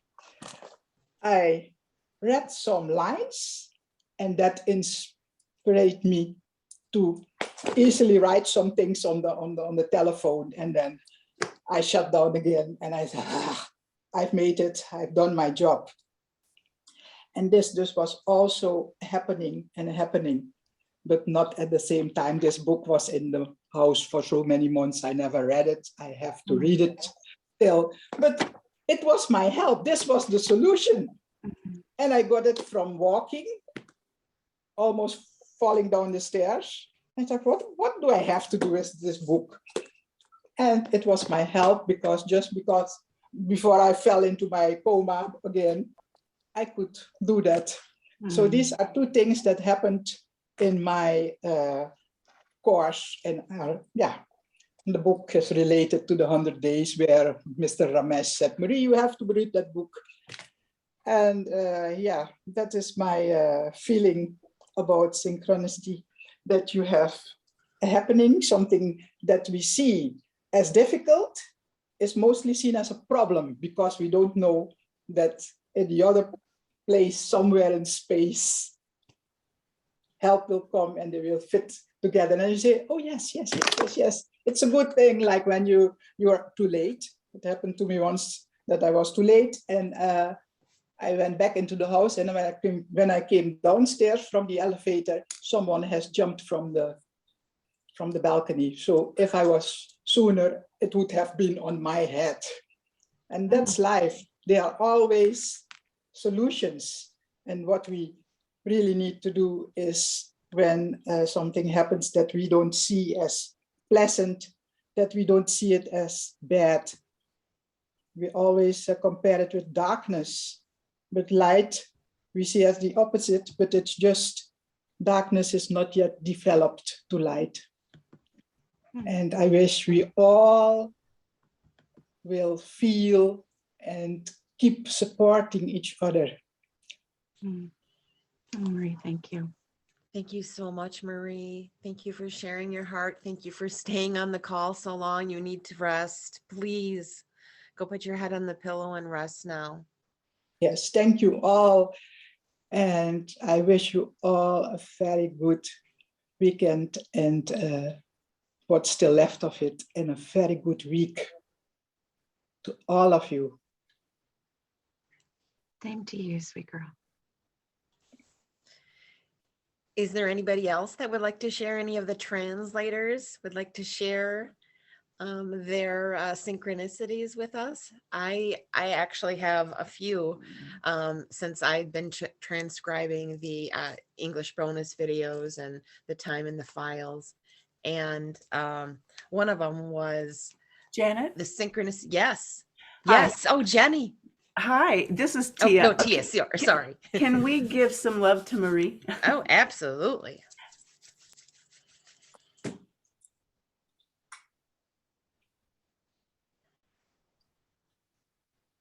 Yes, thank you, Tia. My synchronicity is about Mother Mary. I had 3 situations where I had been talking about Mother Mary and talking about a shrine that we have in the state about her. And then also 3 different people that I talked to in the next day all mentioned Mother Mary. One was about a church that she had gone to see the statue. Another one was, well, I've written it down here. A pendant that Renara was wearing during our meditation. And then another one was just talking about studying. She was studying Mother Mary. So things like that happen all the time. Carl Jung, the psychoanalyst, called it basically a meaningful coincidence, but it's also like incidents of spiritual significance that just happen to stack on top of each other that you're noticing. Now, I noticed that Roma Rishi wanted to speak. Was it about synchronicities or? No, it actually wasn't so much about synchronicities. It was about the community of love.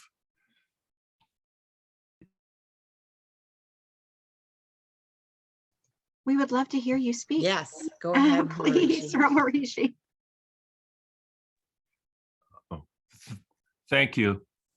You know, so many people on this call have spoken eloquently about how much this community means to them. And I know Tara and I join the Sunday call every Sunday since we learned about it because of how much we love this community and love being part of it. And, you know, when we first read Ancient Secrets of a Master Healer, it opened a door for us. Sure, it opened the door to Master Naram. Sorry for our dog barking. Tara, could you quiet him or let him out? So it opened the door to learning about the ancient secrets, which was, of course, wonderful. It just, as I said on a previous call, it provided the missing piece of the puzzle of my life mission. And that wasn't the only door that opened. The other door that opened was learning about the ancient secrets, learning about the marmas, learning about the home remedies. Each of those was wonderful also. But what I really want to share with you now is that to us, the most beautiful thing about reading this book was that it introduced us to this community that we can participate with every Sunday. I mean, just think of that. How rare is it that you could communicate with all these people all over the world, be with them, share with them, feel their love every single Sunday? It's immense, the value of that. And about a few days ago, I was watching a video. Dr. Smita said, Dr. Naram was an angel. She said, I believe he was an angel. And I thought, absolutely, he was an angel. Because I've often thought, how could he see 300 to 400 patients a day? I mean, it's amazing that he had the stamina, that he had the willpower, that he had the wisdom to see 300 to 400 patients a day.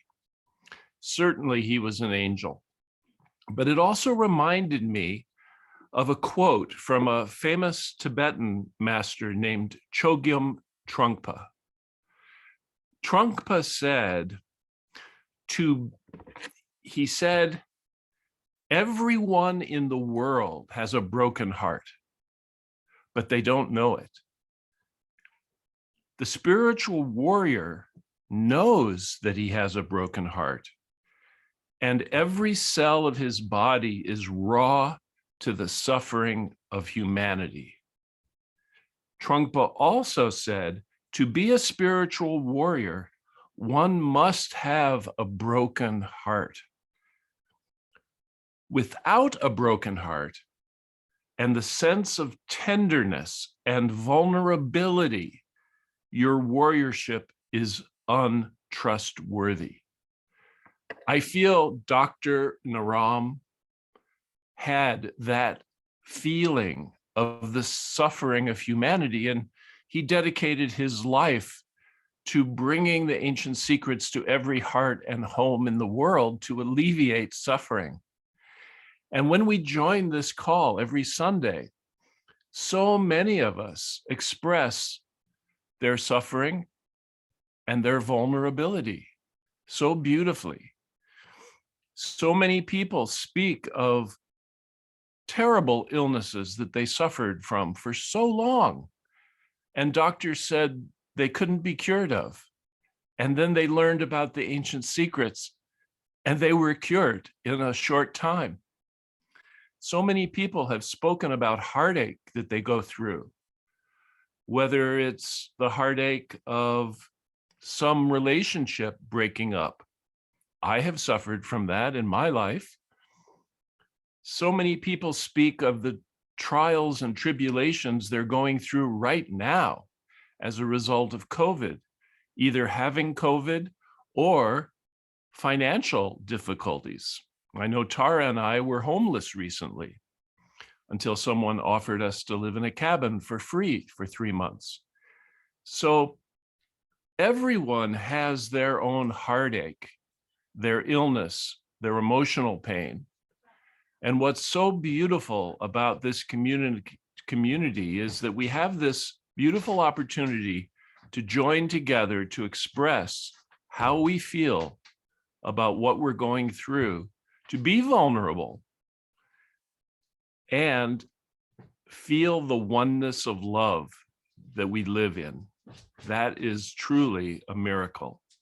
And I thank Dr. Naram, Dr. Smita, Clint, all of you who volunteer your time, all the translators, everyone who helps to make this community such a beautiful place for us all.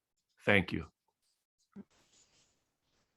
Thank you so much, Roma Rishi. Would you please put the name of Trunkva in the chat? I'd like to research him a little bit. Thank you. Sure, Thank you I'd be so happy much. Can we give Roma Rishi some love? And Tara and Bodhi.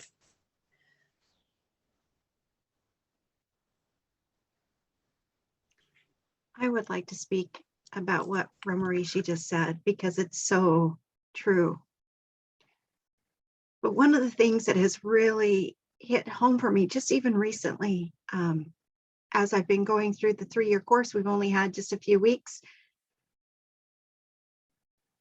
But when we put these principles in place, we get our diet in balance, we get our mind in balance. We don't engage with that level of suffering any longer. We engage in possibility and probability and joy, and I have experienced it. I never thought that I would. But this is the power of what we are doing every single week, is applying these principles. And I know that so many of us, we dabble with it. It's not easy to make these changes. We have 1 foot in and 1 foot out and 1 foot in and 1 foot out. But when you deep dive, there is joy on the other side. Anyway, thank you, Romarishi, for your wonderful words. Elio, did you have something you'd like to say? Yes, absolutely. I'll tell you a synchronicity that just happened in the middle of the call. I'm looking at my phone and I'm with Verizon, and they said, would you please take this survey? And, we have a gift for you. And I'm like, okay, I'll take the survey. I took the survey, and I recently bought a telephone, and it had a watch. And the watch, was a dream watch. Unfortunately, it was not working like a dream watch, so I was frustrated with it. But I didn't say anything. So when I finished the survey, it says, here is a $500 watch, for we just pay for shipping. It was exactly, it is a health watch, specifically tailored to that part of it. You know what I'm saying? It has all the bells and whistles. And I look at it, I'm like, man, this is weird. I pay for one watch, and it doesn't work. This guy says, okay, God says, okay, I'll send you another one. I love it. It happened just right then. Just right then. It was in the middle of this whole thing happening, and I was like, loving, everything that was in the watch, when I bought it. But this thing doesn't work and that thing doesn't work. And I'm like, man, why is it that, all these things are not working when I paid good money for the watch? Long story short, it got replaced by the universe. That it's so incredible to hear that story, because some people might say, no, that's not a synchronicity, but to your heart, you know that it is. And that is what is so important. And Elio, I know that it is, because I feel your heart. But I was mentioning to my group, my miracle group today, that we were going to be talking about synchronicities. And I said, I have them all the time. But if I told people about every one of them, they would think that I was crazy. But for me, I know when I see, and I'll just share the quick story. I was getting my documents printed, and I came back home and I looked on my front doorstep. There was a red cardinal, and I don't see red cardinals very often. They're here in the area, but I don't see them very often. But to me, they mean very special things, because my grandmother, where I was raised in a place where red cardinals didn't exist. They don't exist in Utah, but my grandmother had red cardinals everywhere. Well, when I looked at it, I knew that there was something special. And when I looked up the meaning, it was that somebody from the past that has passed is coming to join and support me in difficult times and in challenges. And I am so grateful for the challenging times that I have in my life, because it helps me grow. I get to shake off the old patterns and the challenges the fixed beliefs that I've had in my mind. And I get to embrace that Aditi Devo Bhawa and be able to step through to another side. And that's what was happening. And so to me, it was an absolute beautiful synchronicity. And I'm so grateful for that.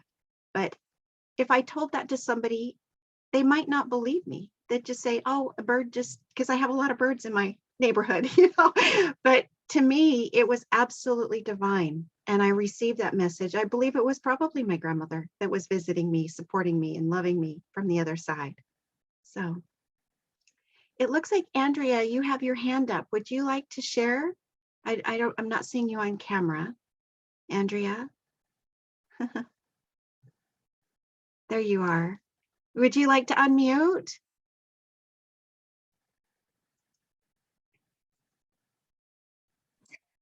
Hello. I was just listening, and somehow that went up by itself, the hand. I'm really sorry. No worries. We love you, dear girl.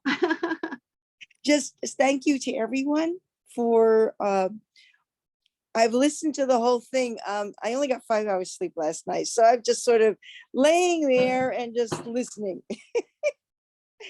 And anyways, thank you for everyone who shared all the wonderful things. And I'm taking it all in here with my little doggy. We're both laying together, and it's very cold in the house, so we're under the covers. But anyways, thank you so much. I will just say that I think the first call I listened to was in November. And so I've been doing every call, even if I'm exhausted, I'm here. Thank you so much, Andrea. So enjoy that you're here. I Bye-bye. love your passion. Thank Bye-bye. you. Bye. Janet, we've only got just a few minutes more, but is there somebody else? Cornelia, would you like to say? Oh, I'd love to share. I don't know how to. Oh wait, here I am. Yes. I don't know how to raise my hand. You're perfect, Rosalind. Okay.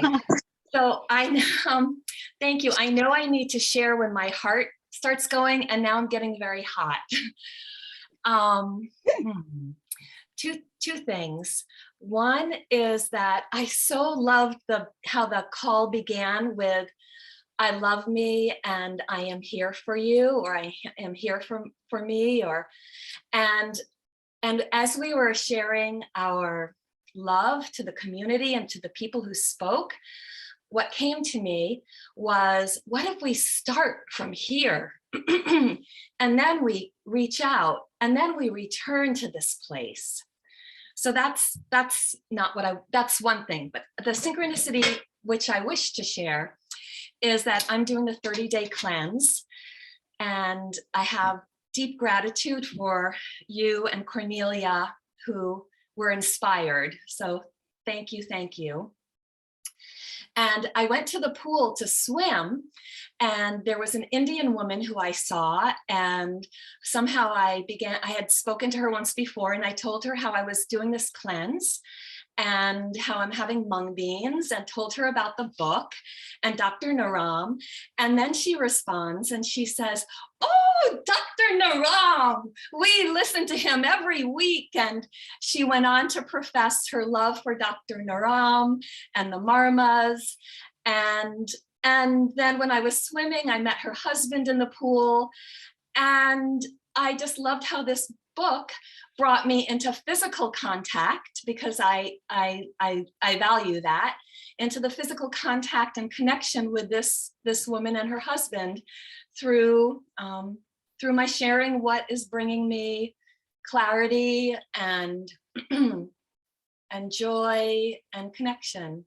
So thank you, and I love you, and I love me, and I love everyone, and thank you. Let's send Rosalind some love. Let's start here, if you want. Yeah. Oh, just that. It's pretty powerful, isn't it? I know. It's like that's it, because we're all one. So thank you. Thank you for sharing your heart as rapid as it was racing. Thank you so much. Thank you. Thank you, everybody, for sharing your synchronicities. It is so beautiful. Just yesterday, talking to a friend, I was talking about how I'm feeling the divine flow through me, and I felt like I was this river winding. And as I was telling this person, she actually picked a ruin, drew a ruin, and it was of the flow ruin. I mean, just things like that. And she just said that represents water. I don't know anything about them, but she said it represents water, and she felt that synchronicity. And it was just those kind of things happen all the time. Just be open to that. Just be open to this magic, this universe speaking through you. I love you all. Thank you, Jana. Thank you so much. Thank you. So Cornelia, would love to hear yours. Yes. I would definitely like to share, but I think we are really at these 2-hour marks, and maybe it's better to postpone it. We will have many more people sharing, particularly also translators with the synchronicities. And maybe we should just kind of finish it now. And, okay, but before we do, it looks like Angie had her hand up. Angie, yeah, would you like to share? Mm-hmm. Yes, I would like to share. I got a wonderful synchronicity with actually the ancient man, the book. So I thought it was a good point to share, because synchronicities are amazing. And if you have the awareness and are watching for them, they happen more readily. And so for me, I got the book. Well, I heard the Cryon. I heard Dr. Clint on Cryon. My boyfriend actually heard it first, and he was like, "You have to listen to this." Because you know, since COVID's hit, my son passed away, and I've just with COVID and like not being able to have a service, and I've just been in a terrible grief, and you know, just trying to find my way. And apparently, you know, unfortunately in Canada and Western medicine, grief actually has a time limit. And so I'm not doing well with it. So I've been having some issues, and so I listened to the podcast, and I was like, "Oh my God, I need the book." And he goes, "Oh, I've already ordered it for you." And so I get the book, I read it in 3 days, right? But I've already been searching. I'm very much into Eastern medicine. And so I told him, I was like, "Okay, you know, I've been doing my Reiki, and I've been going to my energy people, and I'm just not getting outside of my head. So I need to try something else. Let's go to an Ayurvedic doctor." And so I went to the Ayurvedic doctor, and then I was, meh, right? Because I was like, it's not the Siddha Beta. Like, I'm not feeling it. So I was up one of my sleepless nights, and I went on, and I was like, I wonder how much it is to see, because I'm very big in go to the best. I wonder how much it is to see Smita. So I go on and I log in, It's only $50. She has one appointment to Canada in a 3-month circle, and it is 4 days later. I was like, oh my God, I am supposed to have this appointment. So I log in and I book my appointment with her. And 3 hours later, like, right, because I'm on the website and everything, I get the email to come to the Sunday group. And I was like, oh, that's in 4 hours. I don't know if I can get up for it. And I set my alarm because I'm like, I think I need to, because I've just booked this appointment with her. And I get 15 minutes before my alarm goes off because my body is like, you need to be on this call. And so I'm on the very first call and we go into breakout rooms and Dr. Clint comes in because he pops in and out of groups. And he came in and he sat with our group and we talked for like 40 minutes. And he sent a thank you message to my boyfriend that I recorded. And I was just like, so I like synchronicity, right? Like in less than 12 hours, all of these things happened with the book. And I was just like, it was one of the, most joyful moments being with Dr. Clint and him spending that time with me that I've had in like almost 2 years. And so I was so excited and so blessed by his presence. And yeah, this community is great and everybody has such a great soul. So those are my synchronicities. And it's just been wonderful. So I thought I just wanted to share those with you all. Angie, I'm so grateful that you did. What an amazing journey. I'm so deeply saddened for your loss. And I'm so grateful that this has brought you some sort of, moving forward. We're so grateful that you're here. Let's send Angie some love.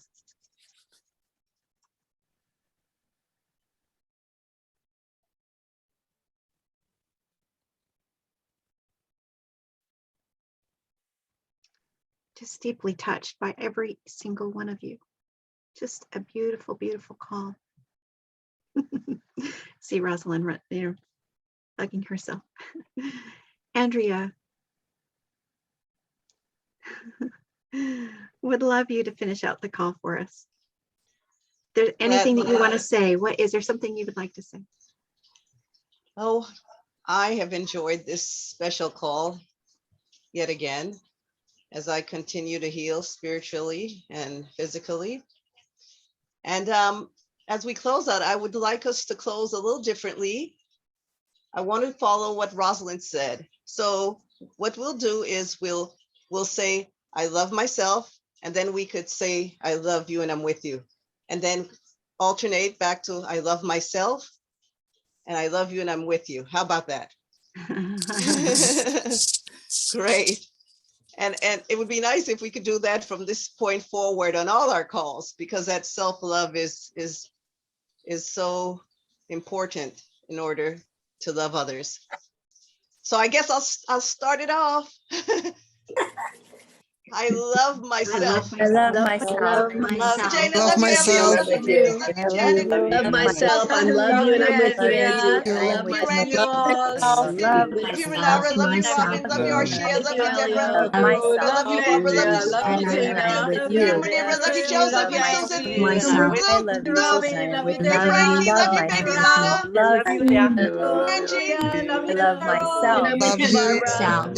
Love you, Jared. Love you and I'm with you. Love you, Mara. Love you, Jenny. And I'm with you, Romani. Chris, happy birthday. Love you, Danielle.